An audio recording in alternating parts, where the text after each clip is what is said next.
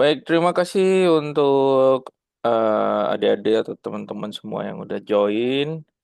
Hari ini kita mau ngobrolin ya atau bahas tentang game development atau game design dengan tema tapi agak spesifik mengenai desain environment ya. Nah, mungkin saya mulai share screen dulu. Nanti materi-materinya akan saya share di Google Classroom ya. Mudah-mudahan semua sudah join. Oke, saya share screen di view screen saya saja. Mudah-mudahan sudah terlihat. Apakah sudah terlihat? Sudah, Pak. Baik. Sudah, Pak. Ini terus terang saya mencoba mengkurasi ya apa namanya isi-isi atau hal-hal yang menurut saya atau sudah saya pelajari cukup penting untuk adik-adik mahasiswa untuk ketahui ya. Salah satunya itu adalah ini namanya 80 level ya atau 80 titik LV. Nah, ini isinya sangat-sangat berkualitas dan juga biasanya di refer atau diusulkan atau disarankan oleh game developer profesional yang di luar negeri. Oke, sekarang kita lihat ini ya. Mungkin kalau saya mempermudahnya materi ini, saya translate saja ke bahasa Indonesia. Nah, mungkin kebacaannya agak sedikit rancu ya. Jadi environment design atau desain lingkungan ya, tentu langsung teringat kita tentang bagaimana pengalaman kita bermain game ya. Saya kira di sini sebagian besar atau mungkin semuanya itu adalah gamer eh, yang juga pernah bermain di berbagai tipe game ya, baik yang mungkin visualnya tidak terlalu advance ya biasa-biasa saja gitu, sampai yang mungkin paling tidak pernah main yang visualnya yang sangat menarik ya. Nah, ini saya coba jelaskan bahwa di dalam game design, selain kita tadi minggu lalu membahas tentang user interface ya, atau tampilan seperti apa tombolnya, seperti apa menunya, seperti apa misalnya tampilan layarnya ya. Tapi juga kita harus melihat bahwa desain game itu juga meliputi mengenai desain environment-nya, di mana environment ini yang biasa disebut juga magic circle ya, atau semacam dunia atau lingkungan yang magic gitu. Inilah yang membuat game itu seperti ilmu sihir. Padahal sebenarnya tidak. Jadi game itu mempunyai kemampuan untuk membawa kita ke dalam suatu flow ya atau suatu bisa dibilang konsentrasi yang membuat kita masuk ke dalam suatu ilusi ya, dunia ilusi yang tentunya itu sering sangat tergantung dengan game-game yang kita mainkan membuat apa memori atau pengalaman-pengalaman ya, apa kesan-kesan itu yang membekas. Nah, kalau kita lihat ini di sini contohnya seorang seniman triple A ya, untuk ya apa namanya, untuk game yang triple A itu yang dimaksud adalah game-game yang sifatnya profesional ya, dengan kualitas yang tentu terbaik karena tujuannya itu tentunya untuk dijual kepada masyarakat banyak. Nah, kalau bisa dibilang di sini saya mau mencoba menjelaskannya secara bertahap. Pertama, penjelasan mengenai environment design itu secara visual. Nanti saya akan masuk mengenai secara pesannya. Nah, mungkin banyak adik-adik atau teman-teman itu terkesan dengan visual, terkesan dengan tampaknya, tapi belum menyadari bahwa dari tampak itu sebenarnya adalah sesuatu pesan atau informasi yang dirancang sedemikian rupa. Nanti saya ambil contoh kasusnya adalah game yang mudah-mudahan sudah banyak dimainkan oleh adik-adik. yaitu game GTA 5. Nah, ini terlihat ya gambarnya. Mudah-mudahan terlihat ya. Saya besarkan ini. Ini bisa dibantu dikasih feedback kalau gambarnya tidak terlihat. Halo? Terlihat, Pak. Oh, oke. Terlihat besar ya, bukan kecil ya, Mas Aryo. Terlihat, Hmm? Pak, terlihat, terlihat. Oke, thank you. Jadi saya harus tanya lagi karena khawatirnya tampilannya tidak sebesar apa yang saya lihat di layar saya. Nah, seperti ini ya, environment design di level triple A. Nah, besar harapan saya adik-adik juga dengan melihat ini juga bisa mengukur ketika saya membuat game design atau misalnya berkoordinasi dengan artis, seperti apa environment design yang saya harapkan gitu. Untuk sampai ke level misalnya yang saya inginkan. Yang jelas untuk tolak ukur di level tertinggi adalah seperti ini. Artinya tingkat kedetailannya dan kompleksitasnya itu sangat-sangat sangat-sangat visual, sangat-sangat menarik gitu ya. Cakep lah istilahnya. Nah, ini seperti ini. Nah, kita lihat ini sebuah bangunan yang futuristis ya, imajinatif dan futuristis. Ya, jadi dia ini menjelaskan bahwa tugasnya itu selain mendesain juga menentukan lighting, cahaya, memposisikan lokasi-lokasi objek-objek tersebut, gitu ya, menemukan bentuk misalnya. Nah, ini. Nah, selain itu dia juga membahas tentang bagaimana hard surface ya atau apa objek-objek itu yang disebut dengan hard surface ini harus dipertimbangkan fungsionalitasnya gitu ya. Artinya objek itu nggak asal bentuk saja. Kenapa harus dipertimbangkan fungsionalitas? Karena ini sangat berkaitan dengan animasinya nanti.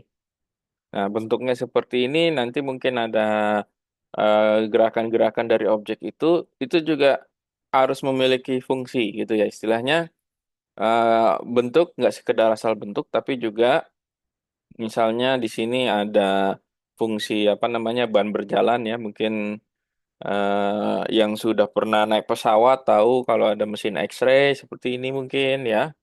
Terus mungkin di atas ini seperti mengikuti peralatan-peralatan medis gitu ya, bergerak mungkin naik turun atau memunculkan lampu dan cahaya gitu. Nah, ini juga apa namanya benda ini diharapkan tentu memiliki fungsionalitas atau memiliki fungsi. Ya, mungkin ini sebagai alat untuk apa ini saya tidak tahu, tapi setidaknya sendi-sendinya ini bisa mungkin bergerak atau terbuka gitu ya.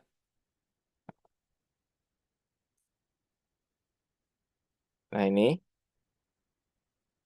mungkin ini link ini terlihat nggak ini ya? Maksudnya nggak ada yang nge-lag ya? Iya, Eh, Pak, kelihatan, Pak. ya, ini Terlihat, Pak. objek-objek pipanya ini hasil akhir ya dari sebuah objek yang diletak-letakkan. Tadi dia sampaikan bahwa tugasnya untuk environment design itu selain meng-create objek juga mengkombinasikan objek-objek ini nanti diletakkan di mana gitu ya. Nah, ini contohnya eh, dari apa ya ventilasi gitu ya. Jadi mungkin semacam kalau di gedung-gedung pabrik itu ada ini ya kipas angin yang berputar di atas atap untuk menghasilkan ventilasi. Nah, seperti apa visualisasinya ketika kita mendesain suatu environment yang memiliki dasar mengenai misalnya masa depan atau futuristik gitu ya, bentuk-bentuknya, bahan-bahannya gitu. Nah, ini bentuk-bentuk pilar. Nah, ini semua di kombinasikan ya. Artinya bisa objek-objek ini bersifat dipakai untuk berulang kali. Nah, itu tentu juga kita harus pahami bahwa objek itu kebanyakan tidak sekali pakai gitu ya. Ini mungkin bisa dipakai di environment-environment di tempat-tempat yang berbeda-beda gitu. Baik misalnya mengenai desain pintunya ya. Tadi dibahas mengenai fungsionalitas karena ini sangat berhubungan nanti ketika objek itu akan di animate.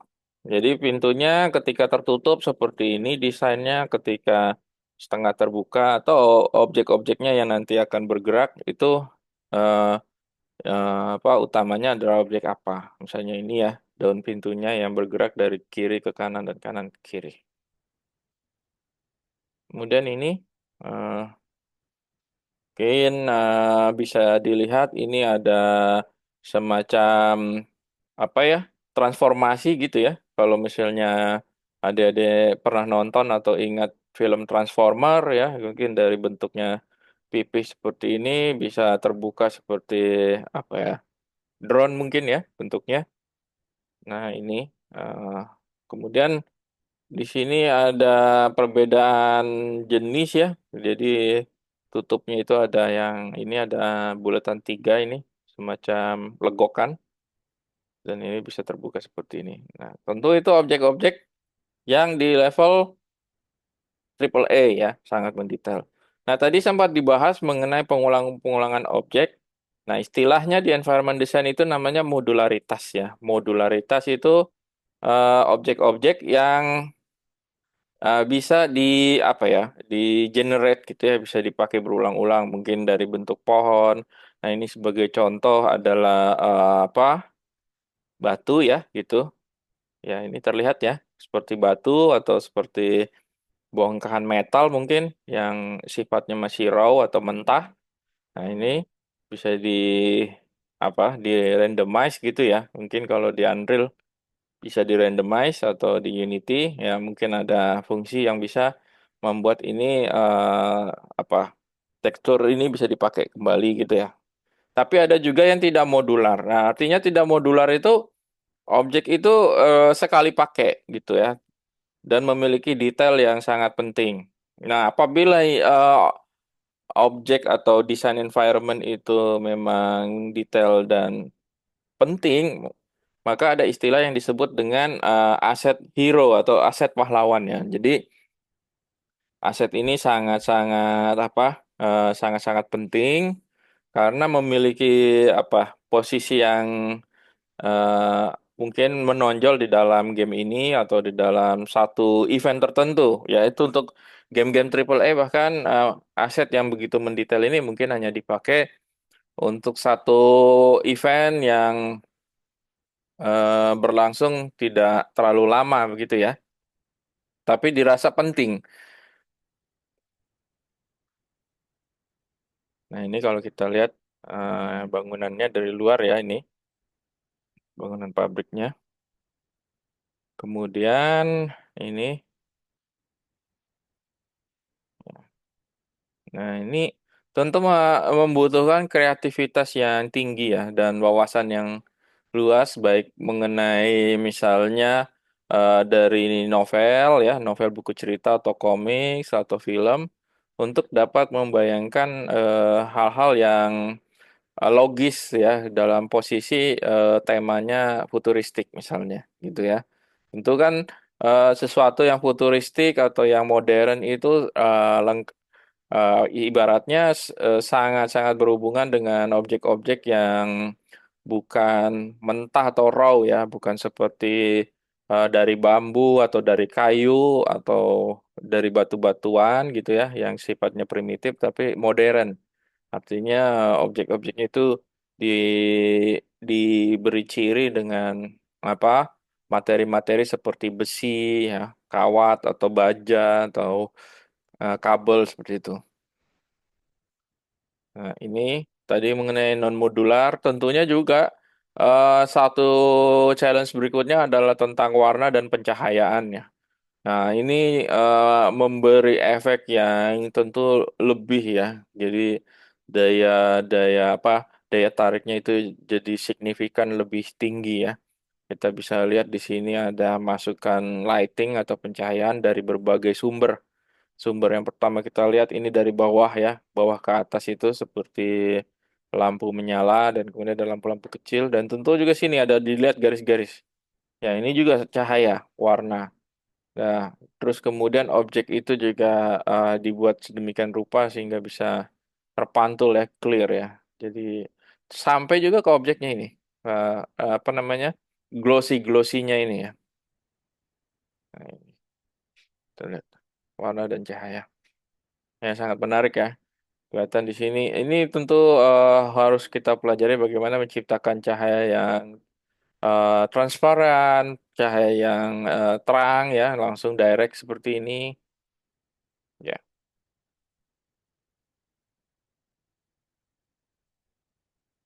Nah, ini juga mengenai aset pahlawan tadi ya, sesuatu yang penting dan eh, apa sangat detail.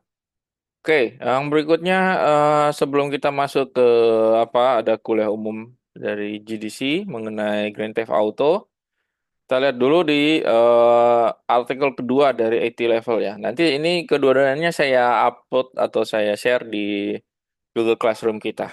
Jadi bisa sebagai apa referensi adik-adik untuk mungkin selain melihat artikel ini juga ngecek AT level itu tentang apa sih yang dimaksud Pak Dedi. Kenapa ini diusulkan untuk masuk ke dalam bookmark saya atau masuk ke apa ya website yang harus saya kunjungi atau sering saya lihat-lihat gitu.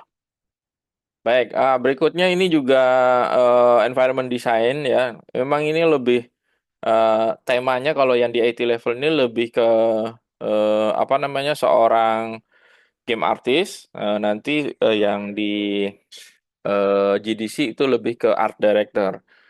Nah, tapi ini sangat erat hubungannya dengan kita sebagai game designer juga untuk menciptakan satu konsep yang lengkap gitu ya. Tidak hanya berdasarkan gameplay, game mekanik, atau game naratif, game konsep, tapi juga ke sampai ke environment-nya. Oke, ini hasil karyanya kita bisa lihat bahwa ini namanya Daniel McGowan ya. Um, di dalam environment design ini juga ada condong apa arah style ya, realis ya. Realis itu berdasarkan yang environment design yang seperti nyata gitu ya, seperti beneran gitu ya. Ada juga mungkin yang sifatnya kartun atau style-style lainnya gitu, atau abstrak gitu. Nah, ini kita lihat bagaimana suatu aset final mungkin ya ini sudah final karena sudah ada lightingnya juga, detailnya juga sudah sangat-sangat detail ya, bahkan sampai ke tekstur-tekstur atau apa objek-objek kecilnya gitu ya. Nah, di sini tapi dia lebih menjelaskan bagaimana alur produksi environment itu. Pertama ya tentu adanya ringkasan yang ada dari game design. Kira-kira maunya game designer itu membahas tentang apa gitu ya deskripsinya. Mungkin bisa eh, ringkas, tapi juga lebih bagus kalau sampai ke tata letak atau layout ya seperti ini. Jadi bisa dibuat konsep secara keseluruhan untuk satu environment itu eh, sebenarnya hubungan antara objek-objeknya itu seperti apa. Nah, kalau kita lihat ini di mana posisi-posisi apa detail-detail itu berada. Tentu di sini ikut membantu menggambarkan satu apa ya misteri ya. Jadi misteri ini bukan hadir secara kebetulan tapi by design. Bahwa dengan adanya apa tata letak ini bisa menggambarkan bahwa uh, ada terjadi uh, apa layout ini bukan berarti kita bisa melihat ini sebagai desain yang apa yang diinginkan ya by design tapi mungkin by disaster gitu karena adanya bencana terjadi transformasi dari layout tersebut.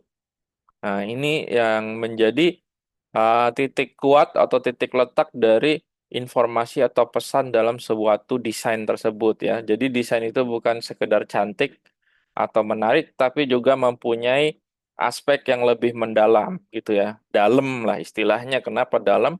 Karena bisa kita lihat bahwa ini sepertinya menggambarkan objek yang rusak ya. Memang jelas ini gambar objek rusak, tapi kita bisa bayangkan ini sebenarnya menggambarkan apa sih aslinya gitu. Ini kalau kita lihat di sini clue-nya adalah menggambarkan sebuah apa docks ya atau pelabuhan gitu ya. Mungkin ada yang pernah ke apa Tanjung Priok atau pernah nyebrang ke Lampung atau Bakahuni ya bisa lihat ya kira-kira desain-desain pelabuhan tuh ada apa namanya dermaga itu seperti apa. Nah, ini bisa dibayangkan dermaga yang rusak. Oke.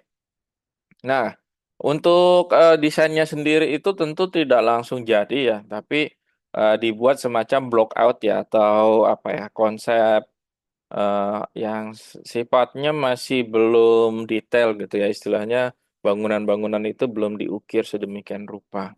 Nah, ini yang di sebelah kiri kita lihat. Nah, bentuknya itu apa? Kotak-kotak yang masih di subtract gitu ya kalau dalam bahasa 3D-nya yang diambil bagian-bagiannya. Nah, sebelah kanan ini tentu sudah sangat maju atau advance ya, sangat indah gitu ya. Sampai di sini ada yang mau komentar? Kalau nggak ada ya, lanjut aja. Oke, kemudian ke level proxy ya. Ini blackout dulu, breakout dan proxy ya. Jadi posisi dari objek tersebut hubungannya dengan objek lainnya. Ini mungkin apa backgroundnya ya, ya blackoutnya juga bisa disebut seperti ini, tapi detailnya sangat jauh berbeda. Nah, kalau level proxy itu level sudah penyempurnaan ya dari objek tersebut. Jadi seperti ini ya, mungkin dari ya ini mesti pandai sekali gambarnya dari 2D-nya menjadi 3D-nya.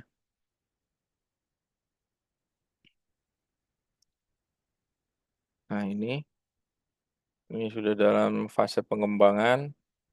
Kita lihat bagaimana tadi synchronize ya dengan functionality. Jadi objek itu tidak hanya sekedar asal indah, tapi juga mungkin harus dipertimbangkan nanti ketika akan di placement di dalam suatu lingkungan atau environment itu ketika akan diletakkan, nanti akan muncul aspek yang harus dipertimbangkan tentang animasi, terus juga lightingnya. Ini ketika apa bisa kita lihat mungkin ini semacam gerbang ya yang sifatnya mekanis ya sangat apa berhubungan dengan detail-detail mesin gitu ya.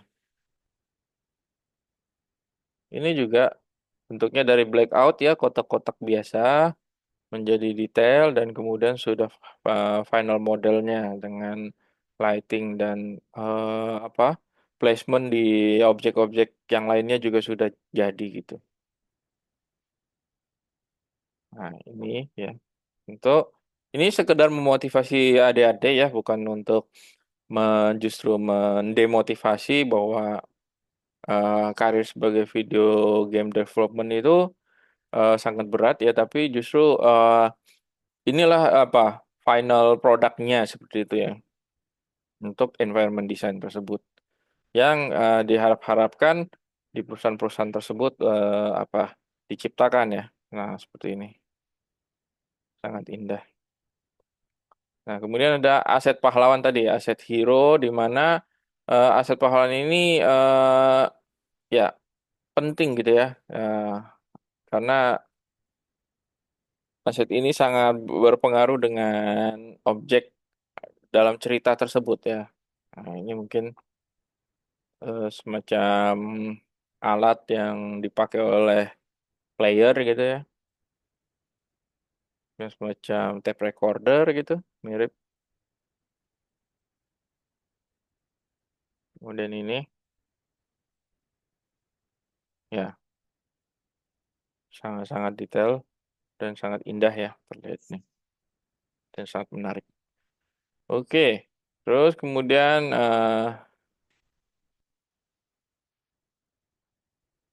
nah ini juga yang disebut dengan aset modular. Jadi pattern-pattern ini bisa dipakai kembali gitu ya. Ini batu-batuan atau apa apa desain tembok seperti ini bisa dipakai kembali.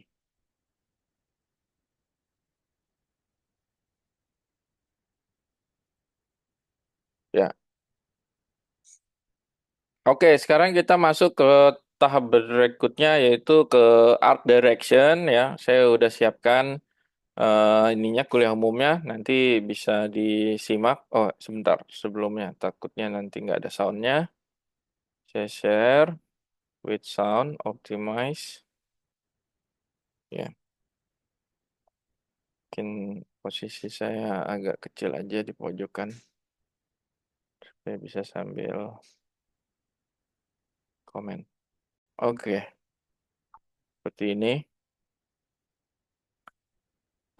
Ini ya, jadi saya putarkan terlebih dahulu.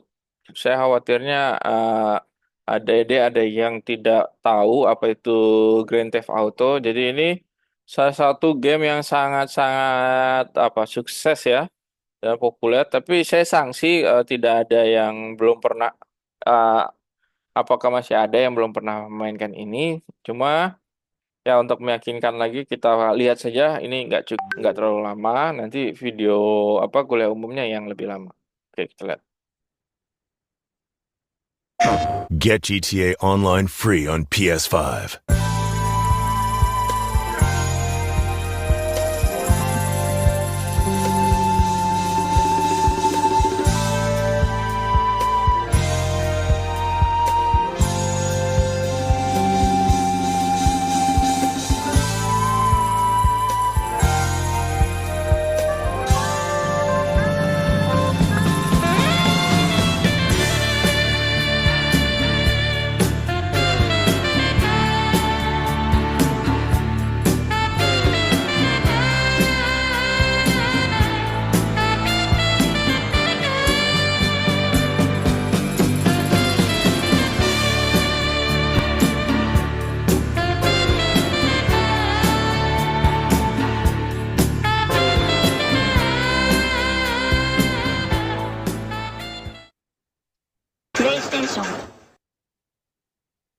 Oke, itu ya.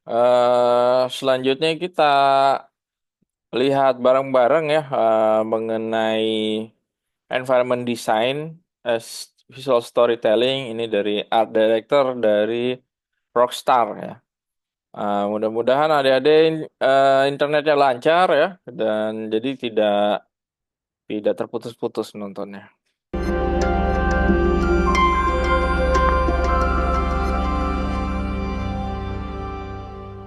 Hi everyone, thank you very much for coming to my talk on environment design as visual storytelling. So before we get into the talk proper, a little bit about myself. So my name is Miriam Ballard and I'm the art director for visual development at Rockstar Games. Halo, yang bocor suaranya tolong di ini ya. Mana sih? Ini saya kecilin dulu. Aku mau nanya nih hal terpenting nih. Isinya yang Ya, divisi gudang. halo? Di gudang tuh Buat naruh barang. Arya. Mana sih ini Gue saya kalau gitu. divisi gudang. Nih Arya, saya mute ya. Sorry ya. Tolong ya, saya tahu mungkin ada yang sambil sibuk kerja atau apa. Ya, tolonglah. Oke, kita kembali lagi ke ini ya.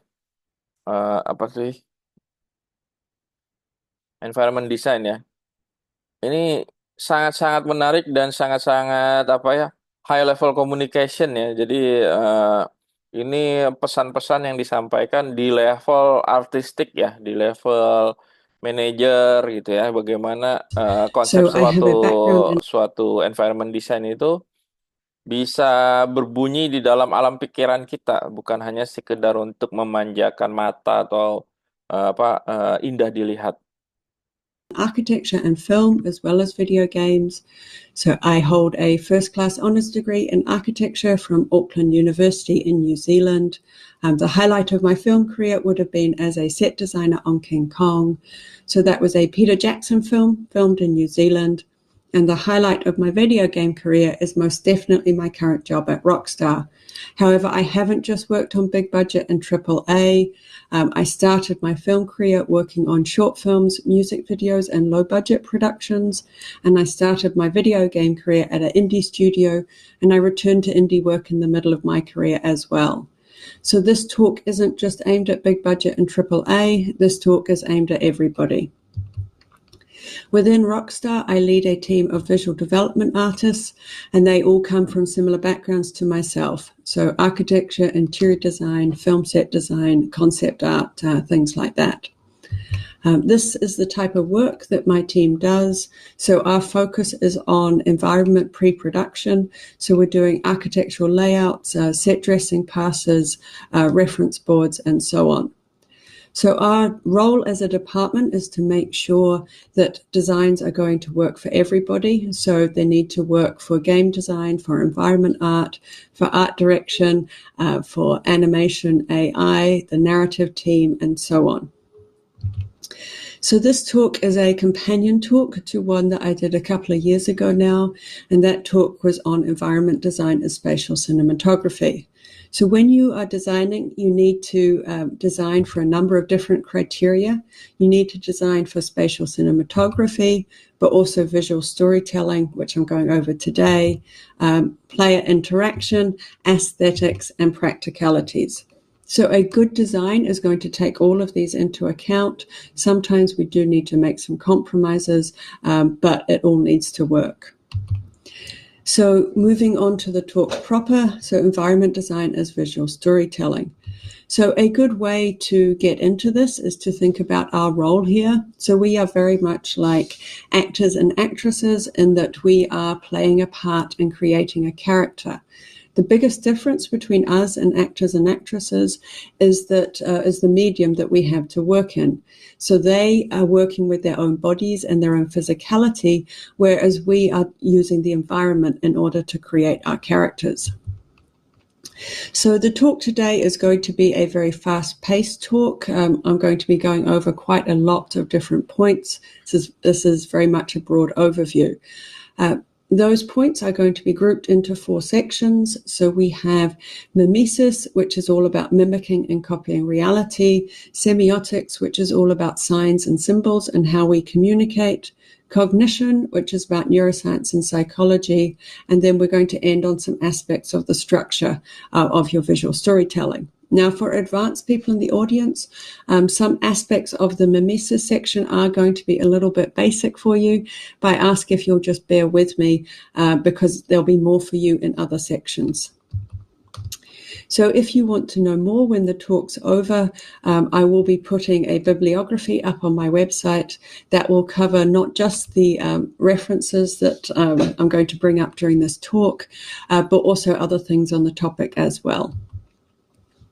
So starting now with mimesis. So this is all about mimicking and copying reality. So a good way to start here is with role playing. So when you're engaging with a design, you want to think about who are the characters that were involved, what resources did they have to hand, what was their taste, what was their interest, what was the fashion at the time, and then who came later, what were their needs, their tastes, their interests, what environmental factors were in play as well. And so you really want to think through all the different layers of history and all the different characters.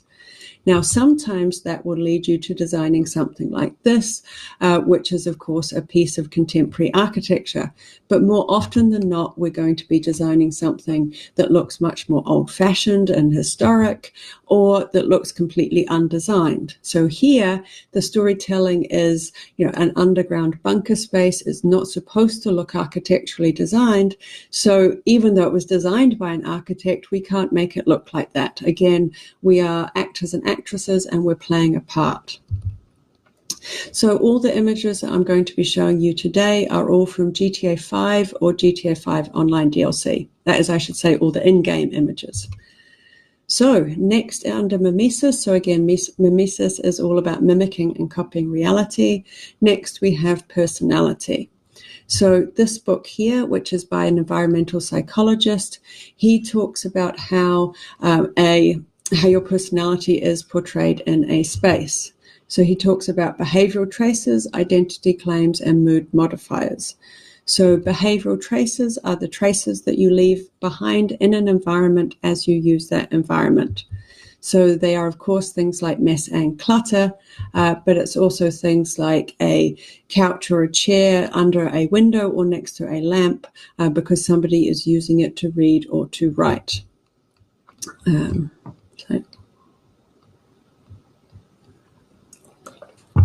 So next, under personality, we have identity claims. So identity claims are the claims that people are making about themselves, and that can be self-directed. So you could be reminding yourself who you are, or it can be other-directed. So you're letting other people know who you are. So they are, of course, things like photographs on the wall or certificates, but it's also things like your choice of artwork that you have up or the types of objects that you have up. So are you somebody who has authentic traditional arcade cabinets, or are you somebody who has a modern reinvention of an arcade cabinet to show how modern and cutting edge you are? So next, under personality, we have mood modifiers. So these are things that people are doing in order to adjust their mood. So a lot of this is happening in the audio in terms of the music that people choose to play, but it's also happening in the visuals as well. So it can be things like candles or incense or the colors that people choose to paint their walls. Now, it's not just about being calming. It can also be about amping up the volume as well. So next, under mimesis, so mimicking and copying reality, we have affordances. So affordances are the actions that an object allows. So a chair affords sitting, a car affords driving, and a door affords opening. So we normally think about affordances in terms of interactivity and gameplay. However, affordances have storytelling components as well. So to start out with an extreme example, so let's say you have a cellar, and in one version of that cellar you have a torture chair, and in another version you have wine barrels. Now, as I'm sure you're aware, the storytelling is going to be very, very different in those two. Now, that is the case even if the torture chair and the wine barrels are not actually functional in your game. It's the affordances from the real world that are adding the storytelling. So to take a less extreme example, let's say in one space we have a lot of furniture and in the other we don't have any. So the affordances of furniture are, of course, that it's there for human use. You can sit in chairs and you can be comfortable. So that is the storytelling that it's adding to the space, the sense of welcome, that the space is for humans, and that sense of comfort as well. Now, that is the case again, even if those are not functional in your game. This is about the affordances from the real world. That's what's providing the storytelling. So next, under mimesis, so mimicking and copying reality, we have sizes. So sizes affect how we see the materials and structure. So here with these two bridges, a steel bridge is going to have very different sizes and spans in comparison to a masonry bridge. However, if I look at a slightly more subtle example, so on the left, you are looking at the steel structure that's in a tunnel leading to a missile silo, and in the right, that's the steel structure for an airplane hangar. Now, the structure on the left is much thicker and much chunkier because it has to withstand the shaking from the missile when it takes off. So again, the different sizes here are communicating the different functions. So sizes also affect how we see the characters. So to start out with stair sizes, so these are normal stair sizes and the character looks very normal. However, these here are oversized stairs, and the effect that oversized stairs does is it makes these characters look small and weak and childlike as they're climbing up the stairs. Now, it's perfectly acceptable to do this if that's your intention. If you want your characters to look small and weak, then by all means have oversized stairs. But quite often in game, we have, if not heroic characters, at least powerful characters, and the last thing we want to do is to make them look small and weak. So, as a public service announcement, the size of stairs is in proportion to a human stride. As the rise gets higher, the run gets shorter, because it's the rise and run together that are in proportion to a human stride. So there are equations for this online. This is just one from Wikipedia. So interestingly enough, you could take the stride length here, the human stride length, and you could replace it with the stride length of, say, a dwarf or a giant or another non-human race. And in doing so, you could actually make stairs that were correctly proportioned for non-human races for sci-fi and fantasy games. So this isn't just about stair sizes. This is anything that is about human ergonomics and human proportions and anatomy. So it's things like chair heights, table heights, desk heights, counter heights, bar heights, that kind of thing.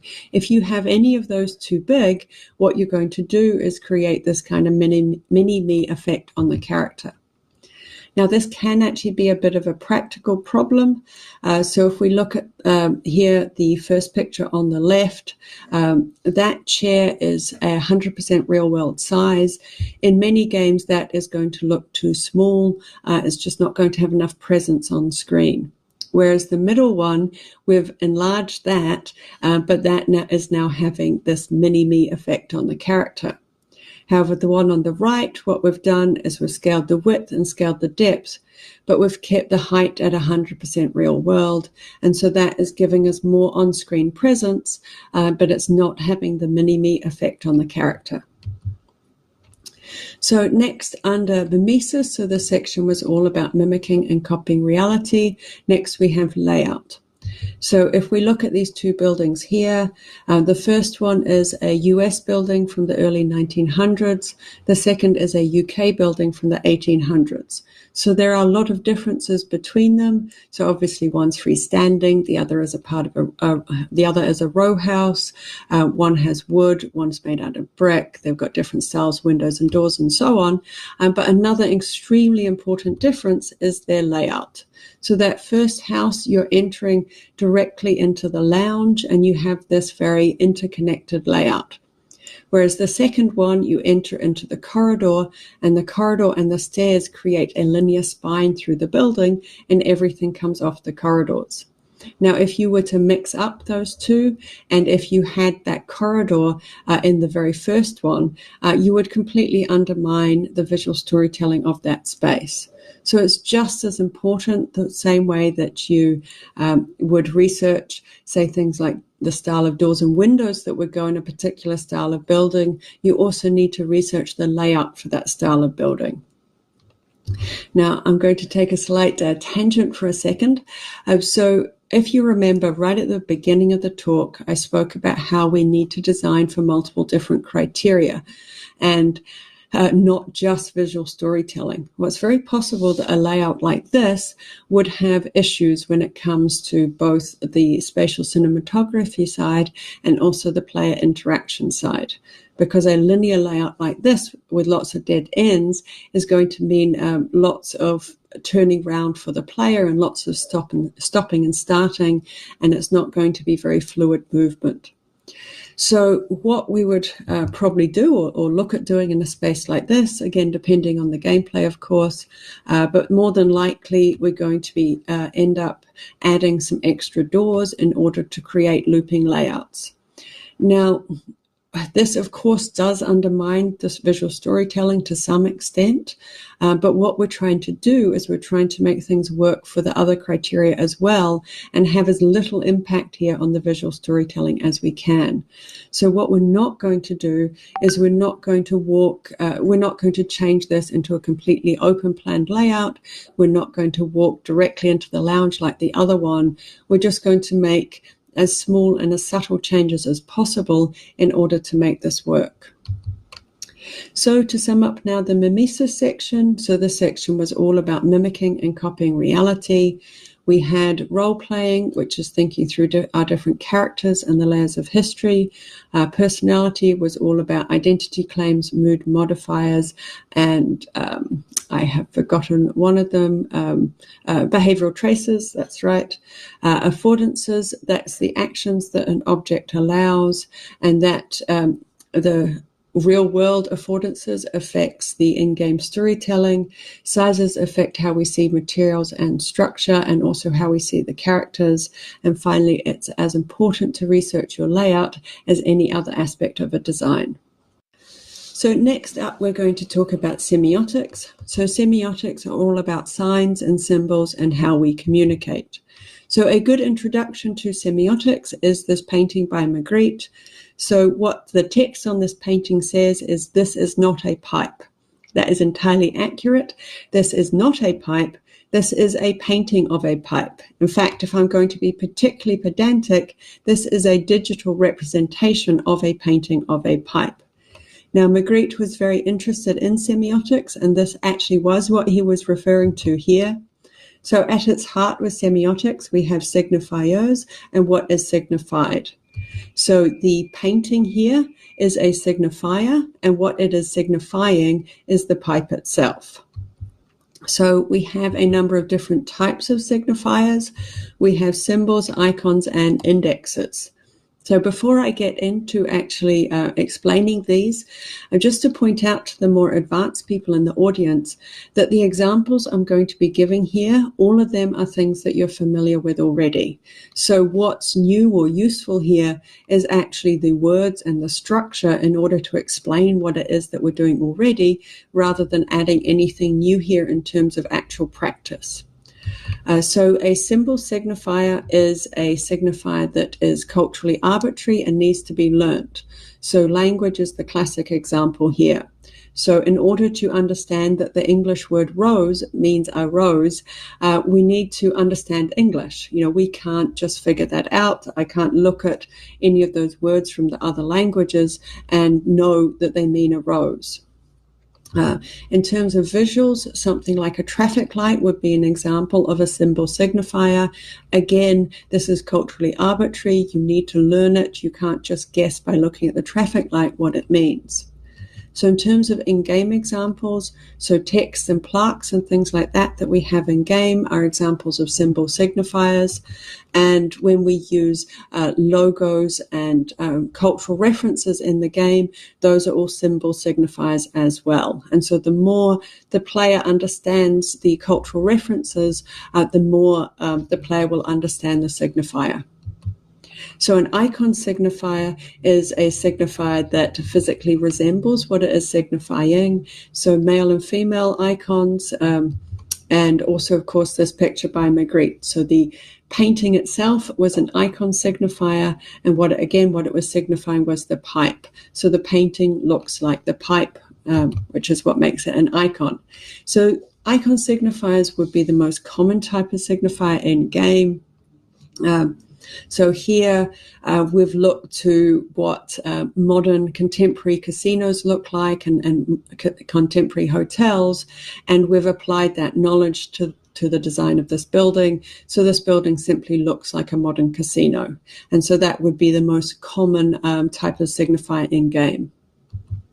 So an index signifier is a signifier where we have a linked or causal relationship between the signifier and the signified.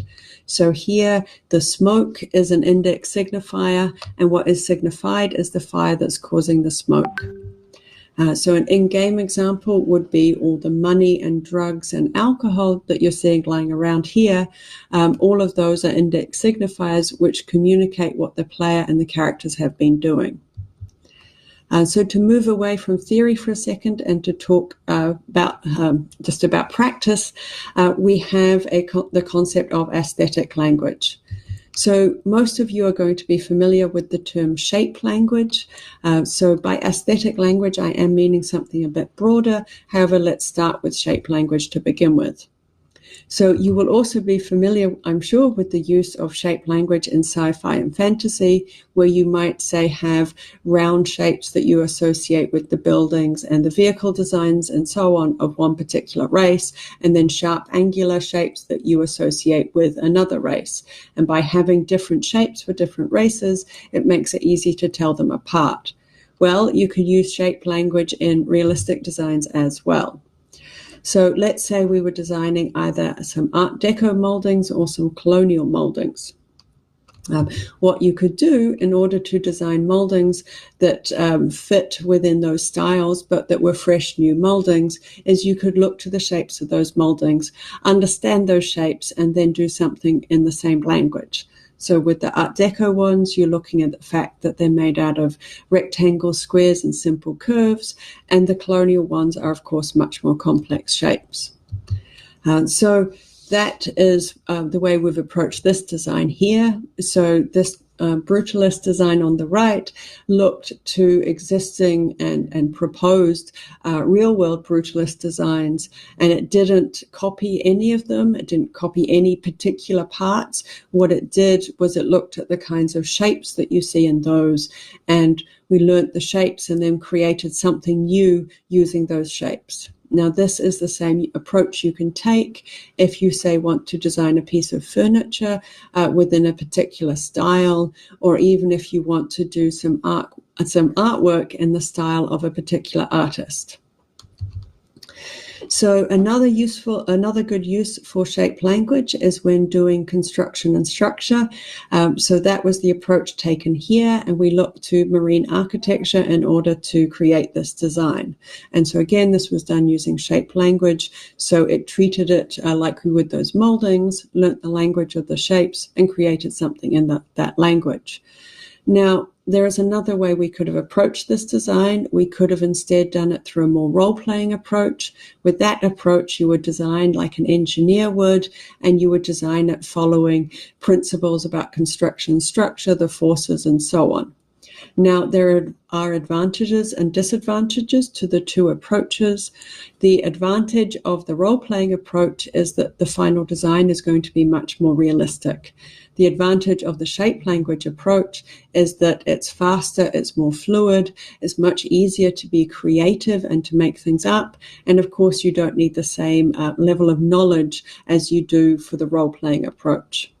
Now, a good design will usually always use aspects of both. So it will use some aspects of role-playing and some amount of shape language. And how much you lean towards one and how much you lean towards another will depend on the needs of the project or the needs of that particular design. So how important is realism versus how important is speed and creativity? So as mentioned, this is broader than just shape language. So by calling this aesthetic language, what I'm meaning is that everything that you can do there with shapes, you can do with other aspects of aesthetics as well. So you can look at your reference in terms of the level of density. How sparse is it, or how dense and detailed is it? And you can learn that level of detail and create something, again, following the same aesthetic language here. So you can do that with cohesion as well. So how cohesive or not is it? Is it like the one on the left where we're getting a lot of repetition of shapes and colors and a limited palette, so it's more cohesive? Or does it have more variety like the one on the right? And also, what kind of colors are you seeing? You know, what are the actual hues? What kind of variety are there? How limited is the palette? And are the colors coming from the objects or from the lighting? Also, what level of order are you seeing? Is it simple order like the image on the left, complex order like in the center, or is it chaotic like on the right?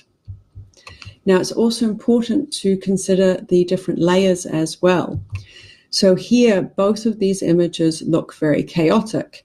However, the one on the left, the chaos is all coming from the set dressing, and the architecture is actually quite ordered. However, the one on the right, the architecture itself is chaotic as well. So when you're analyzing the space, your spaces and the reference need to be looking at all these different aspects in the different layers. So what's the architecture doing? What's the set dressing doing? And what's the 2D graphics doing? And then when you analyze it, all of those layers for all the different aspects, so shapes, colors, textures, cohesion, order, chaos, and so on, then you can learn the language and start creating something by speaking in that language. And of course, like we mentioned earlier with the shape language, you want to mix this with some role playing, because if you don't have any of the role playing in there, then the space won't be quite as solid and real. But how much role playing will, of course, depend on the needs of the project. So finally, under semiotics, I'm going to talk about tropes.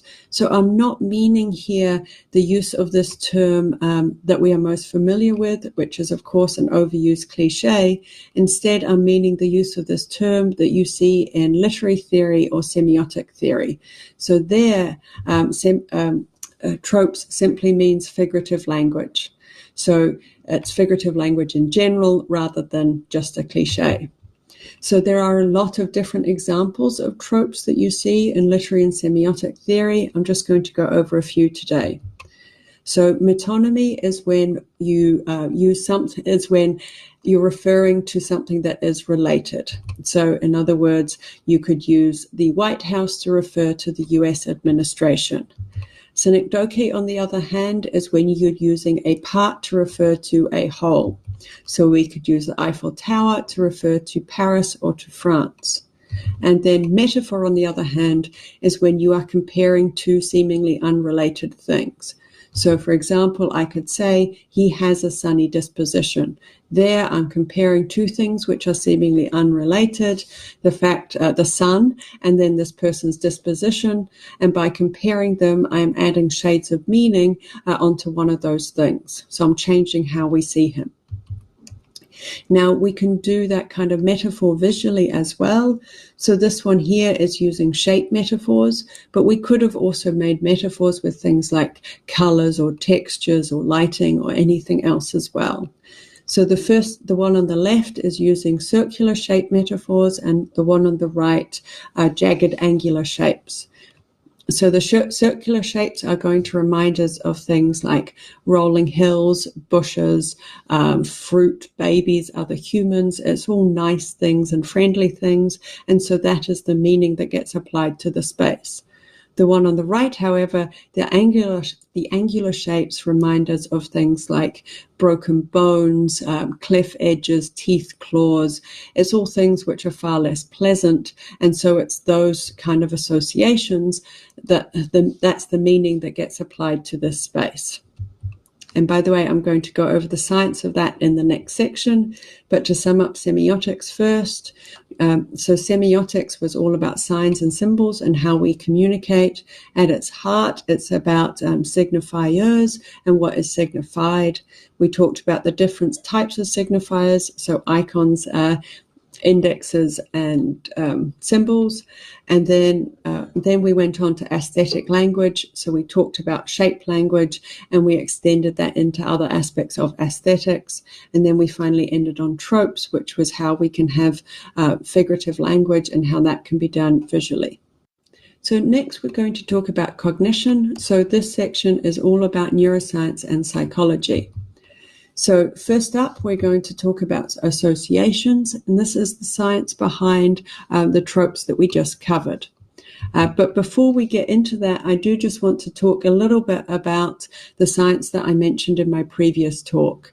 So in that talk, I talked about evolutionary theory and habitat theory and how we evolved to like and dislike certain things because it helped our ancestors to survive.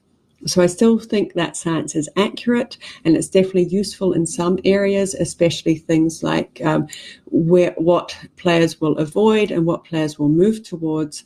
However, when it comes to visual storytelling, the associations that I'm going to go over today feel far more useful and more applicable and much broader as well. So this is something of an update on the science from my previous talk. So this lecture here, which by the way is a fascinating lecture and I'd highly recommend watching, it's a neuroscientist talking about aesthetics. So in that lecture, he talks about synesthesia. So synesthesia is a mixing of the senses. And the most common form of synesthesia is when people see numbers as having a color. So if I was to show this diagram to someone with number color synesthesia, and if I was to ask them what shape the twos are making, because this is a mixture of fives and twos, they would immediately be able to tell me that the twos make up a triangular shape. And the reason they could tell me so quickly is because for them, the twos are tinted a different color to the fives, and so of course they can see that shape straight away. Now, what's going on in the brain of a synesthesiac is that so early on in the brain's development, we have a lot of extraneural connections. As the brain develops, a lot of those get cut. In the brain of a synesthesiac, some of the connections that get cut in the rest of us don't get cut for them. So with someone, and it's not that surprising that number color synesthesia is the most common because numbers and colors are right next to each other in the brain. So what's going on in the brain with somebody with number color synesthesia is that when the number gets triggered in the brain, there is a hardwired connection to the colored part of the brain that's automatically triggering a color as well. So this kind of mixing of the senses is something that all of us do to some extent. So if I was to show you all these shapes and tell you that one of these shapes is called booba and one of these shapes is called kiki, the vast majority of you are going to say that the first sharp shape is called kiki and the second soft shape is called booba, because a sharp shape obviously goes with a sharp word and a soft shape obviously goes with a soft word. However, this is a mixing of the senses. We are mixing here shapes with sounds. So interestingly enough, synesthesia is actually 8 times more common in people with creative roles compared to people with more technical roles. So the reason for this is that being able to create links between seemingly unrelated things is at the heart of creativity. It's also the very definition of metaphors which we described before. With a metaphor, we are relating seemingly unrelated things. And so that is exactly what's going on in the brain when we make these kind of visual metaphors. What we are doing is making connections in the brain between things which are seemingly unrelated in order for the meaning and associations of one to be applied to the other. It is also important to be aware that there are cultural differences, but some water first. Okay. So in this lecture here, this is a psychologist talking about aesthetics. So he talks about a number of different studies that together create an interesting picture. So in the first study, he looked at how much people liked or disliked different colors.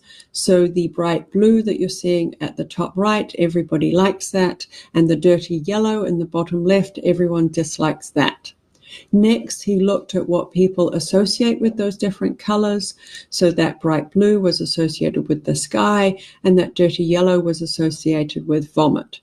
And next, he looked at how much people liked or disliked the things that were associated with those colors. So how much do people like the sky and how much do people like vomit? And next, he compared how much people liked the colors or disliked them and how much they liked or disliked the things associated with those colors. So to give a layman's interpretation of his results, 80% of how much we like or dislike a certain color is coming from how much we like or dislike the things associated with that color. So again, layman's interpretation here, 80% of the visual storytelling of a color is coming from what we associate with that color. So next he did a study of different cultures. So he looked at Japan, US, Mexico, and Serbia and looked at the color preferences in those different countries. So every single country liked a nice sky blue and every single country disliked a vomit yellow. However, when it came to the other colors, there was a lot more variety. So what this tells us as visual designers is that when we're making associations, so when we're making references, if we're referencing something that is a universal human experience, in the same way that the sky is a universal human experience and vomit is a universal human experience, if that's what we're referencing, then we can be confident that everyone will understand us. However, if we're referencing things which are a bit more culturally specific, then not everyone's going to understand us. So in terms of what to do about that, sometimes we don't need to do anything at all. Sometimes some aspects of visual storytelling are sometimes in there just to create an extra richness to a design. But sometimes it is important that people understand. And when this is the case, what we need to do is we need to communicate via multiple channels. So we need to communicate via, like not just colors, but maybe shapes as well, or textures, or maybe you look to other sections of this talk and maybe you add an index signifier or a icon signifier because those aren't culturally specific. So next we're going on to spatial metaphors. So what's going on in the brain here is that the brain creates the social cognitive maps. So the brain takes the neural infrastructure that was developed in order to understand and navigate the physical environment, and the brain has co-opted that in order to understand and navigate the social environment. So I could say something like, somebody is close to me, somebody else has been distant recently, somebody else is above me at work, somebody else is ahead of me at school. All of those are spatial metaphors used to describe social relationships. And so this article here goes into the science more if anyone's interested. And again, all of these references will be on my website. So what's interesting is that kind of social spatial metaphor is obviously what's going on in terms of why film high shots and low shots work. So when the camera is above the character, it mimics being spatially above and therefore socially above the character, and the reverse when the camera is below. So when the person is socially below you, obviously it makes them look weak, and socially above you, obviously it makes them look strong. So we can't normally control cameras to this extent in a video game, but what we can do is we can set up the spaces in order to create the same storytelling. So here we can simply have the create the space so that the character is simply above or below other characters. And for us in video games, this is an area rich with potential as well. 3D games are so fundamentally spatial that we really have a lot to play with here. So next, under cognition, so we're talking all about neuroscience and psychology in this section. Next, we have the concept of peak shift. So before I go into peak shift, though, I want to talk first about caricature. So caricature is when we take the features of somebody and we exaggerate the features that are different to normal. So Lincoln's ears are bigger than average ears, and so the caricaturist has made them even bigger. And often this kind of caricature can be easier to read, especially quickly and at a glance, compared to far more realistic representations. So the science of peak shift explains why that's the case. But first, we don't just get this kind of visual hyperbole just in caricature. So an example in art would be something like this Indian statue from the 19th century. Here, what the artist has done is they've taken the difference between a male and female figure and they've exaggerated those differences. So in the same way, you could immediately tell that that was a picture of Lincoln. Here, you can immediately tell that you're looking at a statue of a woman rather than a man. So an in-game example, so this is GTA 5 DLC. Here we've taken the difference between somebody with a lot of money and somebody who doesn't, and we've exaggerated that difference. And so by having all of this money lying around, we can immediately see how rich and well off the player is. So even in the base GTA 5 game that hasn't gotten as extreme as some of the DLC, even there what we're doing is we're focusing on the interesting bits, we're cutting out the boring bits, and we're really concentrating on the areas that give us good storytelling. And by doing that, we're creating something that is hyperreal rather than real. So the science behind why this kind of visual hyperbole can be easier to understand than something that's more realistic, the science behind that is the concept called peak shift. So that is from the same video that I mentioned before. He goes over a couple of different studies in this video. There's not time to go over both of them now, so I'm just going to talk about one of them. So a rat was given a square and a rectangle, and the rectangle had more cheese. So, of course, the rat started preferring going to the rectangle. What was interesting is when the rat was introduced to a far more extreme rectangle, the rat immediately preferred going to the more extreme rectangle. And that is because the rat didn't learn that a particular size and shape of rectangle equals cheese. What the rat learned instead was that rectangleness equals cheese. And so when it saw a more extreme rectangle, the rat assumed more cheese. And so that is what's going on with this kind of thing here. We don't remember that the size and we don't remember the exact size and shape of Lincoln's ears. Instead, we remember that they are larger than normal. And so when that gets exaggerated, it makes it easier to read. And so that's why visual hyperbole can be much easier to read and understand rather than being purely realistic. So next, under cognition, so this section is all about neuroscience and psychology. Next, we have Gestalt. But before I get into Gestalt, I want to talk first about affinity and contrast.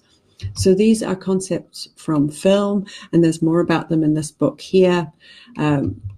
And what affinity and contrast are. So affinity is when things are similar, and a contrast is when they're different. Affinity can be used to communicate social cohesion and bonding, and contrast can be used to communicate conflict. So here in the still from Edward Scissorhands, we have a lot of similarity and therefore affinity with all of these suburban houses, and so that communicates social cohesion there. Whereas we have a lot of contrast with the house on the hill, and so that communicates conflict with the house on the hill. So reading about Gestalt psychology, this is very obviously the science behind why affinity and contrast is working. So Gestalt psychology is all about how we understand things as a whole rather than as parts. So how is it that we understand that that tiger is a single tiger behind the bushes rather than seeing that as a whole load of kind of smaller orange-colored objects? So that is all through the laws of Gestalt. There are quite a lot of those laws. I'm just going to mention three here. So we have the law of similarity, the law of continuity, and the law of closure. So the law of similarity helps us to see all those different patches between the bushes as belonging to the same thing, because all of those patches are a similar color, texture, and pattern, and so on. The laws of continuity and closure help us see the edge of the tiger's back as a continuous curve. And so with those and the other laws of Gestalt, we can see that that is one whole object, a single tiger behind the bushes. And so that is obviously what's going on here with affinity and contrast, what the brain is doing with all the different suburban houses, because they're so similar, is treating them like the different patches of the tiger, and it's tying them together and saying they belong to each other. And whereas the house on the hill, because that's so different, it's treating like the bushes that were in front of the tiger, and it's separating them out and treating them as something separate.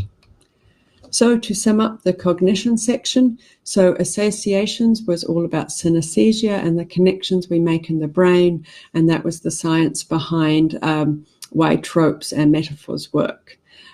spatial metaphors. That was about how the brain has co-opted the infrastructure that was developed in order to understand and navigate the physical environment, and it now uses it to understand and navigate the social environment.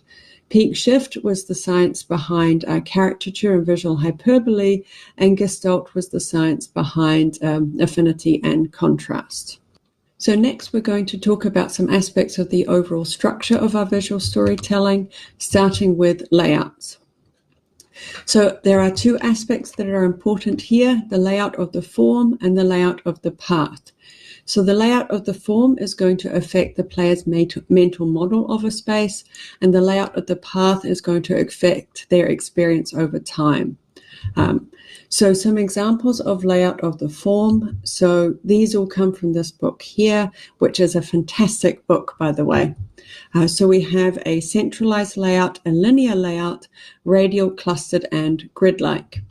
So a centralized layout is something like this, linear like this, radial similar to linear except there are multiple arms, clustered looks like this, and grid-like is similar to clustered except more ordered.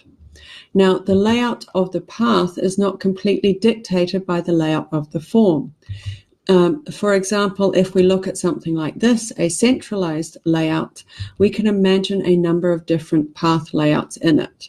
So we could imagine taking a radial path, a more grid-like path, or a linear path through that space.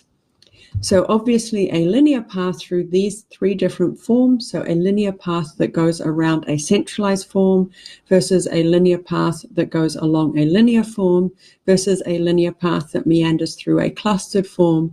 Those linear paths are going to feel very, very different because of the different forms.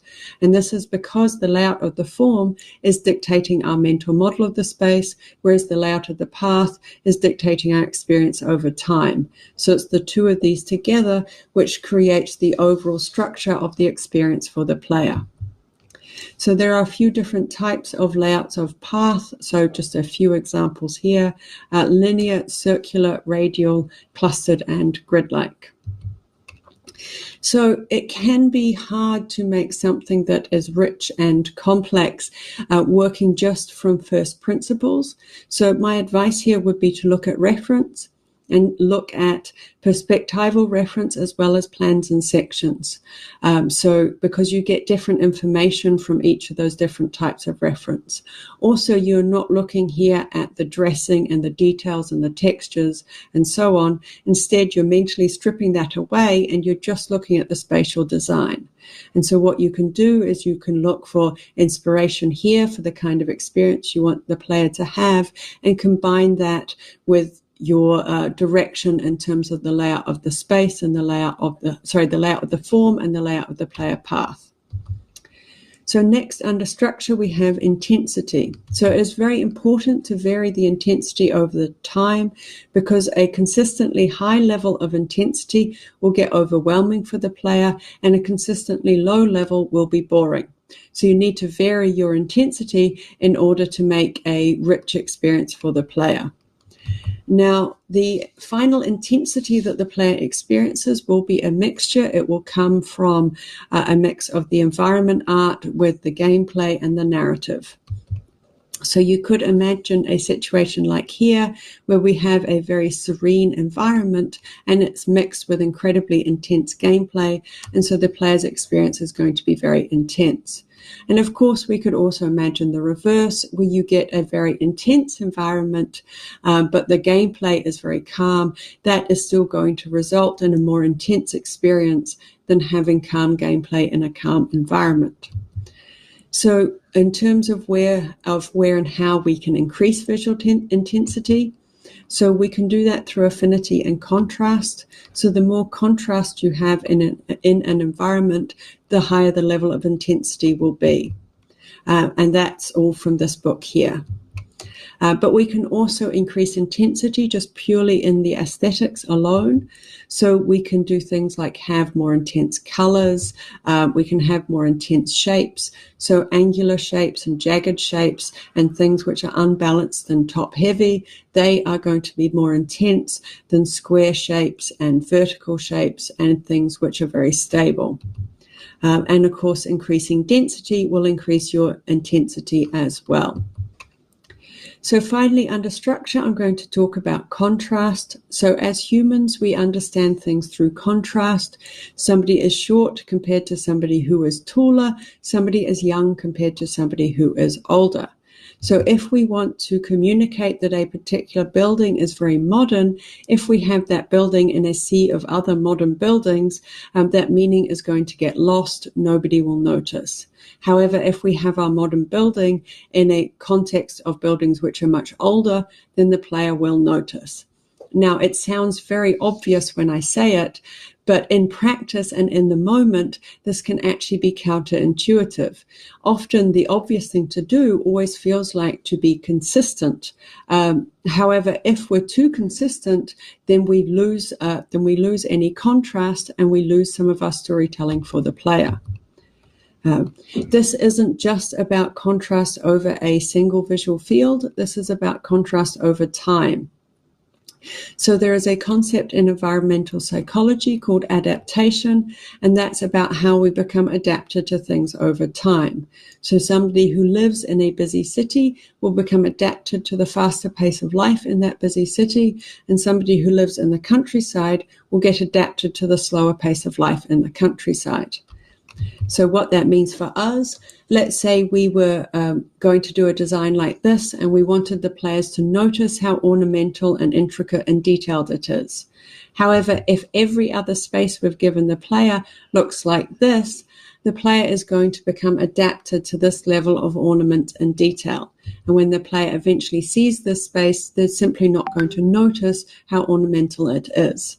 However, if every other space we've given the player beforehand looks like this, then the player will become adapted to this level of ornament and detail or lack of it.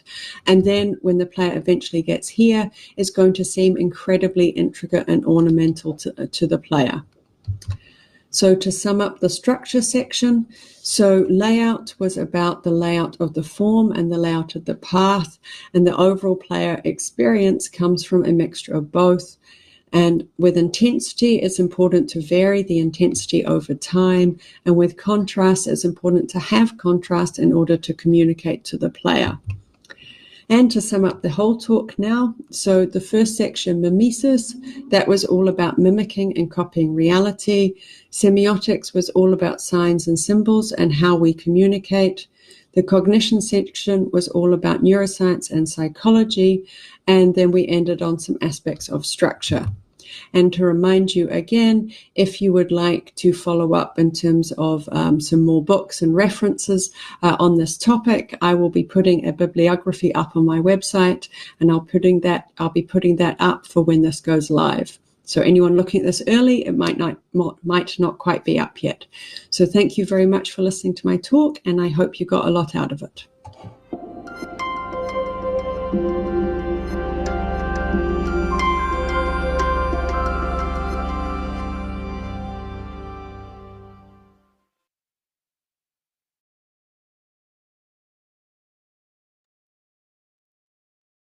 Ya, halo. Itu tadi ya. Jadi temanya memang agak apa advance ya, agak berat. Tapi mudah-mudahan adik-adik bisa nangkep bahwa sesuatu yang kelihatannya terlihat kerjaannya artis ya, environment design, tapi juga masuk ke aspek yang harus dipertimbangkan oleh seorang game designer. Ya, tadi di awal Pak Deddy udah sampaikan mengenai environment design secara umum ya, bagaimana tahapan-tahapan kerjanya, mungkin juga apa fungsi ya dalam environment design. Uh, Berikutnya memang masih ada video lagi, tapi mungkin saya potong saja supaya Atau saya perlihatkan semua ya, masih ada sekitar 33 menit. Nah, mungkin sebelum itu kita lihat dulu ininya, referensinya, supaya mungkin ada deh yang belum tahu ya, ini ada referensi untuk game tersebut adalah apa? Namanya Super Smash Bros ya Ultimate. Mungkin kita lihat trailernya saja. Nah, ini mungkin belum semuanya pernah memainkannya ya, tapi mungkin juga sudah pernah melihatnya atau apa ya istilahnya tahu apa yang dimaksud dengan Super Smash Bros. Mungkin supaya lebih jelas ya sebelum kita lihat nanti contoh-contoh environment design dari Super Smash Bros. Yang di apa yang pada disiapkan supaya bisa lihat. Saya harus pakai mana ya nih ininya trailer trailer.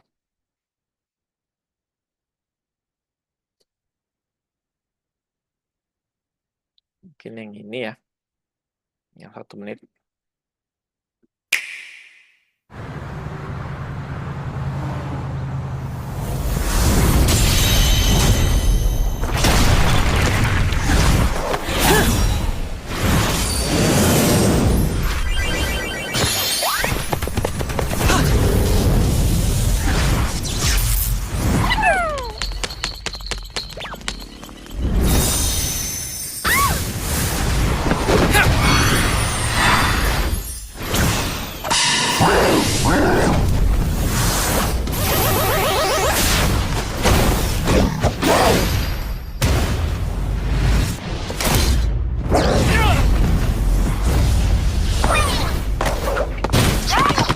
Oke, oke ini mungkin fighter trailer ya, harusnya ini mungkin ya.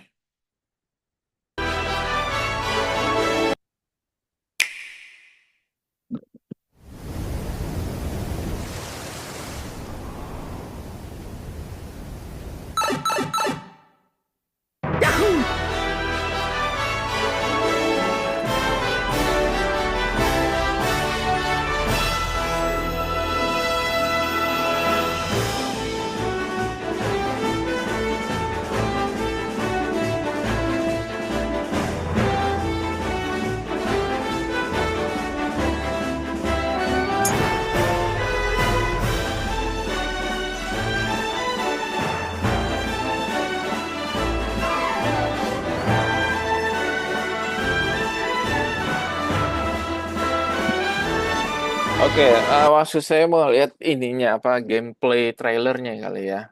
Jadi supaya bisa kelihatan sedikit apa seperti apa desain environmentnya. Mana ya? Gameplay trailer.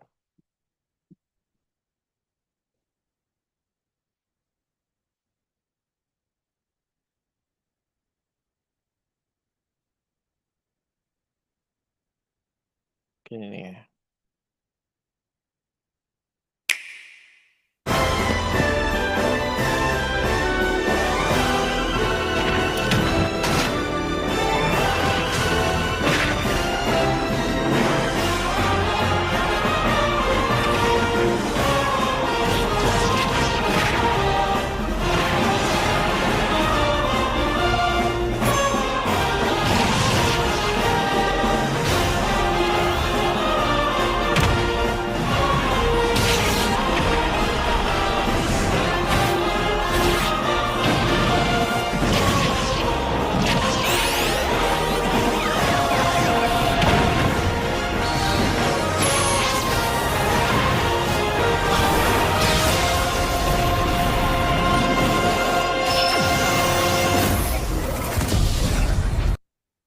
Oke, itu Super Smash Bros. Mungkin sebagai bagian terakhir dari apa perkuliahan ini saya tampilkan ya.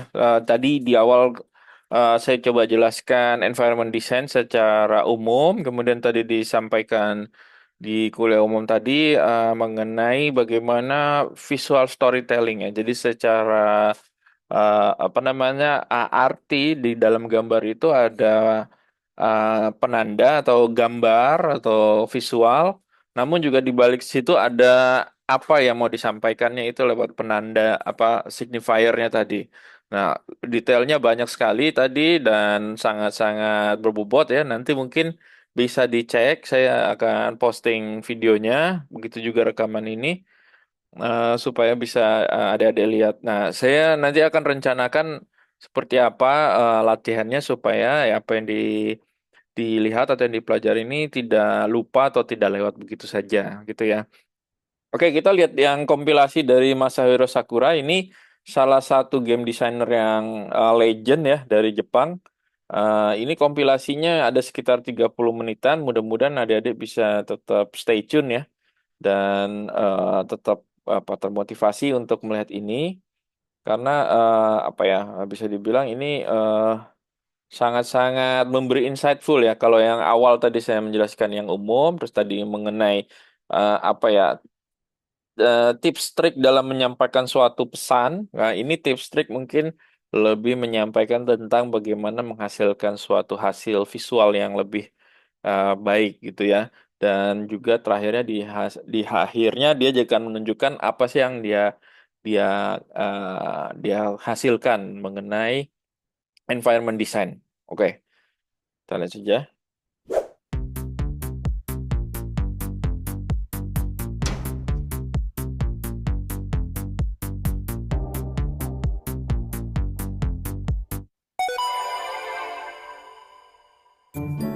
このグラフィックカテゴリーでは 2D、3D など問わず絵作りについて話をしていくつもりです。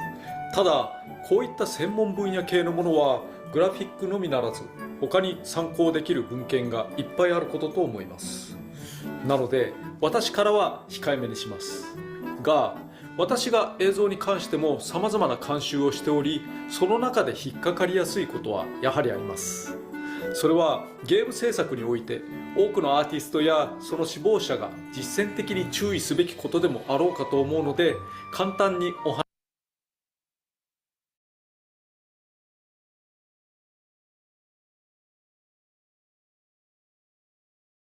話ししていき Saya nyalakan yang bahasa Inggris saja supaya tidak terlalu kacau karena terjemahan bahasa Indonesianya agak kacau gitu. できたグラフィックに対して特に背景アーティストによく言うことがあります。素材を描くのではなく、それに反射する光を描くということ。すべてのものはそこに反射する光を目に入れて認識しています。単純に素材が赤なら赤、青なら青とシンプルなものではなく、さまざまな要素によって見え方が決まってきます。例えば一つの木をゲームで作るとき、ポリゴンならば幹は茶色、葉は緑色とテクスチャーを描いて貼っていくのですが、それを普通としてはいけません。かなりレンダリング力の高い環境なら後の計算でより深みのある見た目にできるでしょうけれど、大抵の場合はそうではありません。ハードのパフォーマンスの問題もありますし、処理が軽ければ軽いほど多くのものを出せますから、シンプルな手法でよりよく見せた方が良いです。例えばこの森の絵、木の絵をくり抜いて並べてしまっただけではあまり綺麗に見えません。まあこれでもダメではないですが、まず光を意識する。色がついた光が差し込み、群体としての明暗をもたらす。スプレーを上から吹きかけ明るくなりそうなところを意識するとか。そしてさまざまな要素から色相の落差をもたらす。ある程度の色相のズレは印象をより深くします。光も乱反射するものだし。そして空気感を出す。単に空気遠近的なフォグをかけるというわけではないのですが、世界の奥行きを感じられるようになってくると思います。日照方向に対し明るくフィルターをかけるなどの手法もありますが、これは素材単体と関係なくなっていくかも。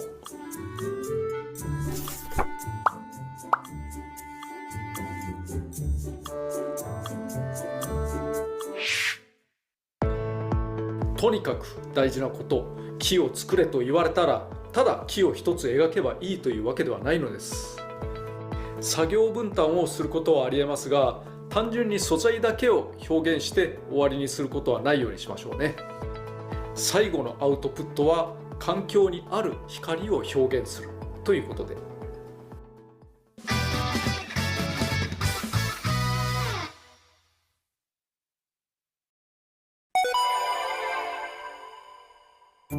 これは歴代スマブラのステージ作りの中で毎回のように話をしていることなのですが、なかなかそれでも達成できないところです。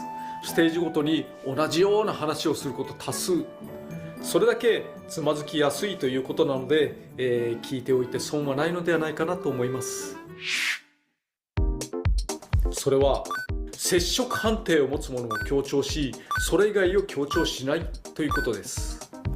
赤く表示したところが判定を持つ部分。スマブラはアクションゲームですから、どの位置に床があるということが分かるのは当たり前だけど大事です。しかしまず 3D ポリゴンでパースがついたりすると判定位置は分かりにくくなっていきます。そして地形のある部分とそうでない部分がしっかり強調度を分けられていないと認識できにくいです。スマブラの背景は全体的にかなり凝っていると言えます。だけど判定がないところの絵作りに力を入れすぎ、目立つようになってくると肝心の地形、判定のあるところが目立たなくなる恐れがあります。地形が円形に負けているなんて感じに話をしますけれども、当たり判定がある部分ははっきり、そうでない円形は目立ち度を下げる。見た目の綺麗さを持たせながらこれを行うのはなかなか難しいですね。単純に考えれば地形判定のない箇所には空気遠近などをかけて存在感を減らせばよい。だけど単純にそうしてしまうと、判定は分かりやすくなったかもしれませんが、見た目がだいぶ損なわれます。グラフィックの綺麗さだって大事。ゲームと関係ないとする人もいますが、そもそも変われなければ意味がないですし、全てはバランスですが、少しゲーム寄りに考えるぐらいがちょうどかと思います。アーティストは絵だけ描いていればいいというわけでもないので、ゲームの機能を理解して適切な絵を描きましょう。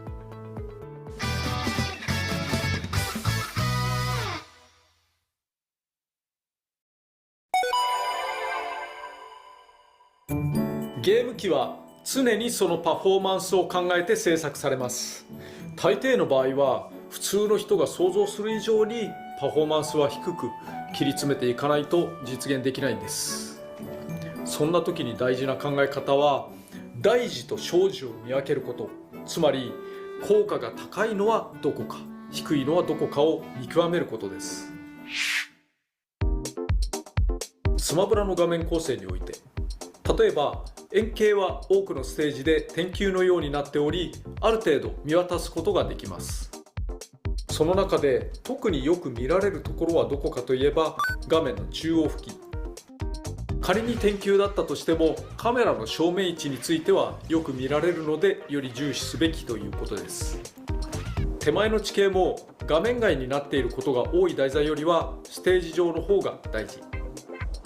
ファイターとステージを比べたらファイターの方が優先される事項は多いように感じられるけれども、実際にはファイターは小さい表示をされることも多いのでほどほどにします。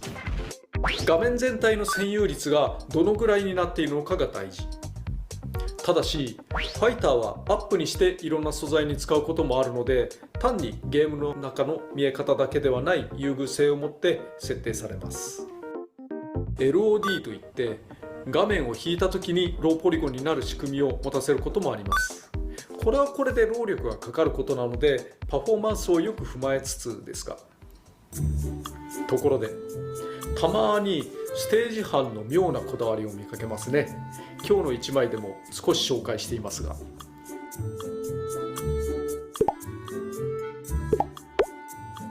もちろんこれらは私が指定したものではありませんが、納期に間に合いパフォーマンスが想定内に収まっているのであれば私は特に文句はありません。遊び心もあった方がいいですしね。しかしインクリングのステージの円形にある車のタイヤがちゃんと回っていたことについては注意して軽減してもらったことがあります。さすがに見えないこだわりでありすぎるし。大事と小事を見極めて、最も効果的なところにリソースを振る。切り詰めながら作るゲームにはグラフィックに限らず必要不可欠な要素だと思います。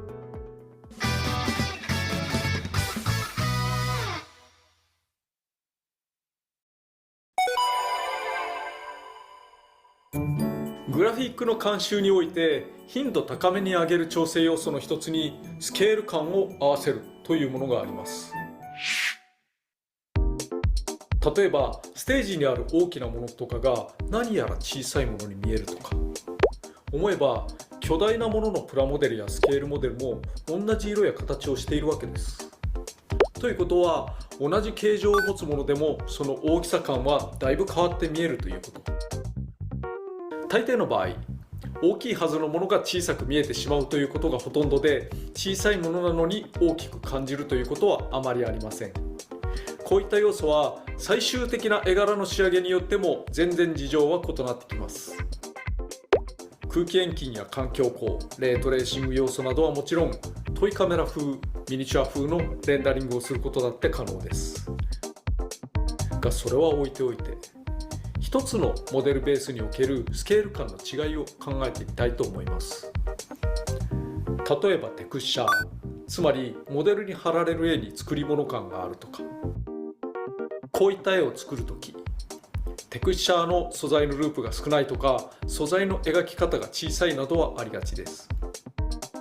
こういった絵もタイルごとのムラや細かい色相の差などに注目してもらえればと思います。スケールをより大きく俯瞰して見ていくべきですね。またテクスチャーなどの彩度が高すぎると環境光などの影響を受けにくいため、作り物感が増してしまいます。リアルめにするなら彩度淡めを心がけると良いでしょう。もちろん世界全体の雰囲気設定をしてからですが、スペキュラー、つまりツヤ感は扱いが難しいように感じています。ツヤツヤしているとおもちゃ感が出ますし、大きくてもツヤ感があるものはありますが、スペキュラーの面積や強さを絞ることでも雰囲気は大きく変わります。関連して放線マップの感じとか、これはノーマルマップと言われており、テクスチャーに光を反射する方向の情報を持たせたものです。平面のバンプマップと似ている。これが素材のスケール感に合わないと出力される印象はかなり異なります。機械的に大きいものなら汚しを入れたりすることも必要です。設定上グレースケールなど一色になっていたとしても、鉄板などに少し色相の差を入れるのは良いですね。などなど、いくらかの例を挙げましたが、モデル形状に対することは特に言及しませんでした。形状についての注意点もないことはないんですが、今挙げたものに比べたらまだ優先度は低めかなと。さっきのようにプラモデルも、リアルスケールも同じ形ですからね。改めて見比べてみます。スケールモデルの方が彩度が高い、スペキュラーも強く大きい、環境光などの影響を受けにくい、同じ素材部分が単調な見え方になってしまう。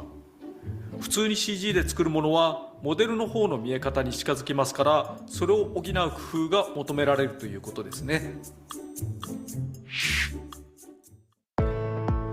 ゲームの目的に合った適切な表現をすることは大事。モデルを作るのではなく情景を作るという気持ちで頑張ってみてください。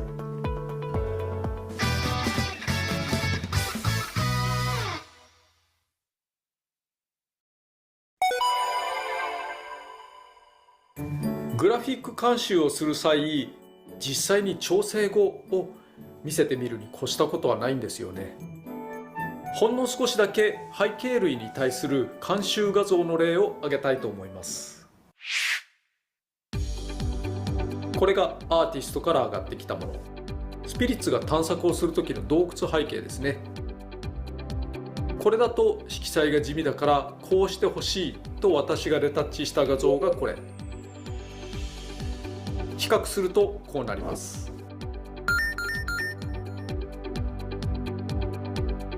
ボスであるマルクの背景が上がってきたものがこれ。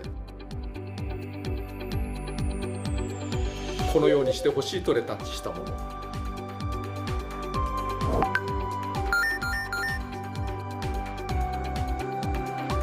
灯火の星の通路。これは明度の差や厚さ表現でこのようにしてほしいと。目に痛いのでマグマ部分をまばゆくはしません。こ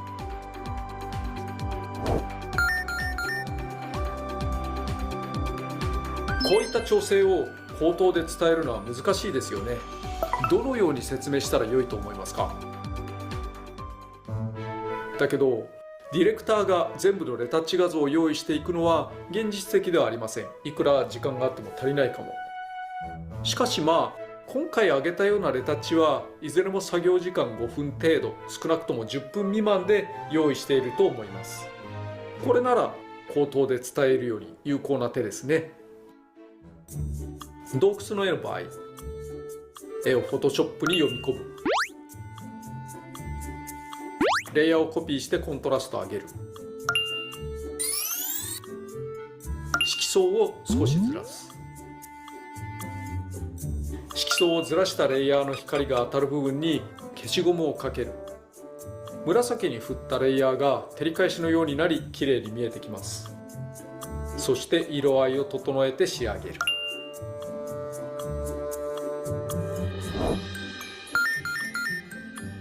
単色気味だった背景に複雑な色合いが噛み合うことでより良くなったことがわかるのではないかなと思います。ちなみに私はペンタブを使いません。マウスだけ。もちろんレタッチは適当にやるので実際にはアーティストが正しくしっかり仕上げてもらう必要はあります。もちろん最初から OK が出るいい絵で開けてくれるのがベストですけどね。しかし監修はあくまで方向性だけ。製品レベルに磨くためにはここからアーティストがしっかり頑張る必要があります。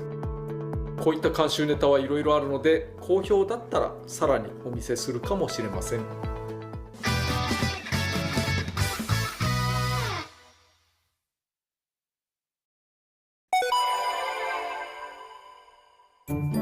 スマブラにはいろんなステージがあります。スマブラスペシャルなら基本となるステージだけで115種類かな。スイッチで8ファイターを出して秒間60フレームを保とうとしているので決してリッチな環境ではありませんが、さまざまなゲームの世界を表現しているだけあって、その振り幅は一つのゲームとは思えないぐらい広いです。そんなステージの一部をじっくりと見ることができる機会をご用意しました。ステージ班の頑張りをご覧いただきつつ、グラフィックに興味がある方の参考になれば幸いです。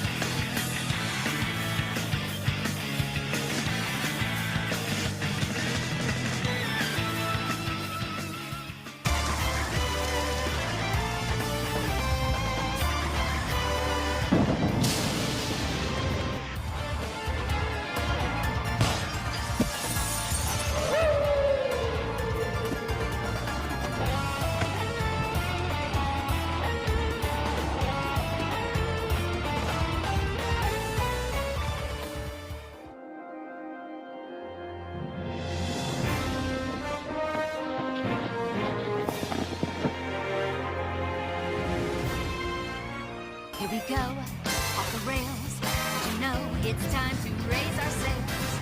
It's freedom like you never.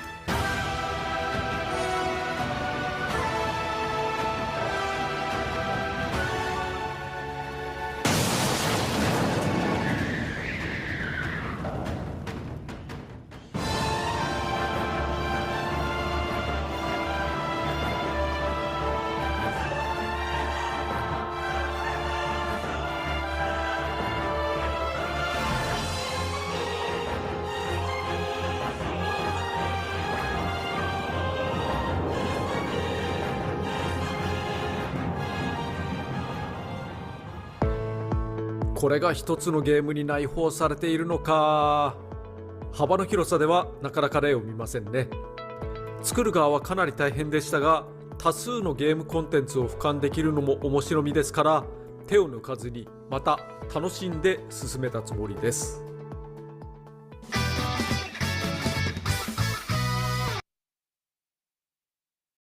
Oke, terima kasih semuanya untuk perhatian dan waktunya. Mungkin itu yang bisa saya kurasi untuk saya jelaskan terkait dengan environment design. Mudah-mudahan bisa menambah wacana, wawasan, juga memantik ide dan kreativitas dari adik-adik semuanya. Akhir kata saya ucapkan mohon maaf kalau misalnya kepanjangan, kelamaan, dan juga kalau ada salah kata. Selamat berakhir pekan dan sampai jumpa lagi. Terima kasih. Assalamualaikum warahmatullahi wabarakatuh. Waalaikumsalam. Waalaikumsalam.